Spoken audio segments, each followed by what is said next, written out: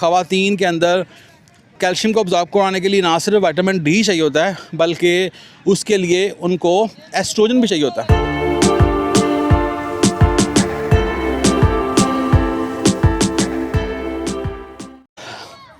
अस्सलाम वालेकुम। आजकल आपने देखा होगा अक्सर कैल्शियम विटामिन डी की बड़ी डेफिशिएंसी आ रही है लोगों में, और काफ़ी ज़रा प्रॉब्लम हमारी सोसाइटी में पाई जा रही है। तो कभी आपने सोचा कि इसके पीछे असल रीज़न क्या है? असल रीज़न वही है कि जो नेचर से दूरी है, नेचर से दूर है कि हम जो नेचर की अच्छाइयाँ हैं, जो नेचर हमें देना चाहती है, हम उससे दूर हो रहे हैं। जैसा कि मैं इसी हवाले से बात करता हूँ कि कैल्शियम और विटामिन डी की कमी क्यों हो रही है। अब हमारी अल्लाह ताला ने जो बॉडी है वो ऐसी बनाई है कि जिसमें अल्लाह ताला ने सारी चीज़ें डाल दी हैं, और सिर्फ़ ज़रा सी एहतियात, ज़रा सी ज़िम्मेदारी हमारे अंदर हर चीज़ पैदा कर सकती है। जैसे कि विटामिन डी व्यूअर्स हमारी बॉडी में नेचुरली प्रोड्यूस होता है। हमारी जो स्किन के ऊपर जो ग्लैंड्स हैं, स्पेशलाइज्ड ग्लैंड्स हैं, वो सूरज की किरणों को इस्तेमाल करते हुए हमारे जिस्म में जो मौजूद जो कोलेस्ट्रॉल है उसको कन्वर्ट करते हैं प्री विटामिन D3 में या प्री कॉलीकैल्सीफेरॉल में। और यही प्री विटामिन D3 जो है वो ultimately full functional vitamin D में कन्वर्ट होता है और हमारी बॉडी में कैल्शियम को एब्जॉर्ब करवाने में हेल्प करता है। तो ऐसे लोग के जो रूटीन में डेली एक्सपोजर लेते हैं सूरज का, तो उनमें नेचुरली विटामिन D3 बनता है। और ना सिर्फ विटामिन D3 बनता है, बल्कि इसमें आपका जो कोलेस्ट्रॉल लेवल है वो भी कम होना शुरू हो जाता है, क्योंकि विटामिन डी है, इसका प्रिकर्सर जो है ना वो क्या है, वो कोलेस्ट्रॉल है। तो इस तरह से सूरज का जो एक्सपोजर है उससे लेने से आपको दो फ़ायदे हो रहे हैं। एक तो विटामिन डी की नेचुरल जनरेशन हो रही है और कोलेस्ट्रॉल लेवल आपका कम हो रहा है। अच्छा, इसके अलावा अब क्वेश्चन आता है जी, कौन सी जो सनलाइट है या सोलर एक्सपोजर है वो बेनिफिशियल होगा?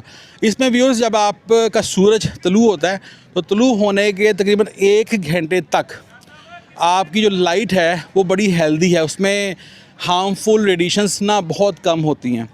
तो इसलिए अगर आप सुबह के टाइम अगर वॉक करते हैं, मॉर्निंग वॉक करते हैं, तो नॉर्मली ये आपका एक्सपोजर आपको मिल जाता है, जिसकी वजह से आपकी बॉडी में विटामिन डी की भी कमी नहीं होती और कैल्शियम की भी कमी नहीं होती। अच्छा, इसके अलावा एक और यहाँ पे मैं ऐड करूँगा, ख़वातीन जितनी भी हैं, ख़वातीन के अंदर कैल्शियम को अब्ज़ॉर्ब करवाने के लिए ना सिर्फ विटामिन डी चाहिए होता है, बल्कि उसके लिए उनको एस्ट्रोजन भी चाहिए होता है। ऐसी ख़वातीन के जो प्री मेनोपॉज पे चली जाती हैं, जिसकी वजह से उनमें ना एस्ट्रोजन के बनने का अमल जो है वो कम होना शुरू होता है या बाज़ सूरतों में रुक जाता है और ब्लड में एस्ट्रोजन की कमी होना शुरू हो जाती है, तो उनकी बॉडी में भी कैल्शियम की अब्जॉर्प्शन जो है वो कम होना शुरू होती है। इसलिए आम तौर पे वो ख़वातीन के जो आफ्टर 50s या अपनी प्री 50s में पोस्ट मेनोपॉज के अंदर उनमें जब एस्ट्रोजन कम हो जाता है, तो उसकी वजह से उनकी बॉडी में एस्ट्रोजन कम बनने की वजह से कैल्शियम की अब्जॉर्प्शन भी कम होना शुरू होती है। तो वो जब डॉक्टर के पास जाती हैं तो वो उनको सिंपल कैल्शियम और विटामिन डी का जो मेडिकेशन है या सप्लीमेंट्स है वो दे के रुखसत कर देते हैं। हालांकि मेन रीज़न थी एस्ट्रोजन की कमी। तो इसके लिए ज़रूरी है कि ऐसी ख़वातीन के जो 40+ पे जा रही हैं और वो फील करती हैं कि उनके अंदर कैल्शियम कम है, विटामिन डी कम है, हड्डियों में खिंचाव है, पेन होती हैं, पट्ठों में खिंचाव है, तो वो साथ एस्ट्रोजन का भी टेस्ट लाजमी करवाएं। और अगर एस्ट्रोजन कम है तो उसके लिए थेरेपीज़ अवेलेबल हैं। कैल्शियम के साथ विटामिन डी के साथ आपने एस्ट्रोजन की थेरेपी भी लेनी है, फिर आपकी बॉडी में कैल्शियम प्रॉपर तरीके से एब्जॉर्ब हो पाएगा। वरना आप अगर ख़ाली कैल्शियम को और विटामिन डी को लेती रहेंगी तो कैल्शियम की एब्जॉर्प्शन उतनी ज़्यादा नहीं होगी जितनी होनी चाहिए, और बल्कि वो कैल्शियम ज़्यादातर आपके खून में शामिल रहेगा, वो अपने स्टोर्स में, यानी जो हड्डियों में। व्यूअर्स, हमारी हड्डियों में 99% जो है ना कैल्शियम वो स्टोर होता है, और सिर्फ 1% जो है ना वो खून में होता है। लेकिन जैसे ही खून में वो 1% से तजावज़ करता है तो उसको हमारे जो किडनीज़ हैं फ्लश आउट करते हैं फ्रॉम द बॉडी, और जिसकी वजह से अल्टीमेटली इसी चक्कर में जब आप पानी कम पीते हैं, पानी कम पीने की वजह से जब यूरिन जो है वो सैचुरेट होता है तो वो कैल्शियम के बनते हैं माइक्रो क्रिस्टल्स, और माइक्रो क्रिस्टल्स बनते हैं और वो कैल्शियम बनाता है ऑक्सलेट के साथ। तो जिसकी वजह से क्या होता है कि वो किडनी स्टोन का इशू आना शुरू होता है।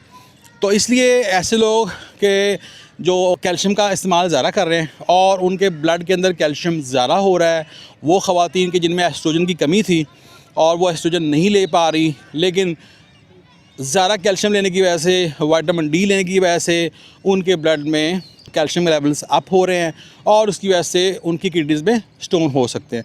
तो इसलिए ऐसे लोगों को चाहिए कि पानी का इस्तेमाल भी ज़्यादा करें। जितना यूरिन जो है वो सैचुरेट होगा, स्टोन बनने के चांसेस उतने ही ज़्यादा होते जाएंगे।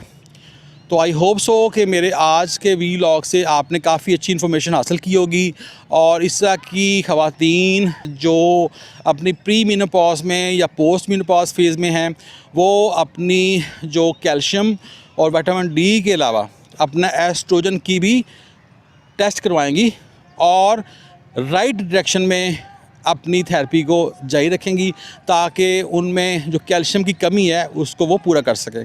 तो मेरे चैनल को लाइक, शेयर और सब्सक्राइब ज़रूर कीजिएगा ताकि आपको फ्यूचर में भी इस तरह की इम्पॉर्टेंट और इन्फॉर्मेटिव वीडियोस मिलती रहें। अल्लाह हाफ़िज़।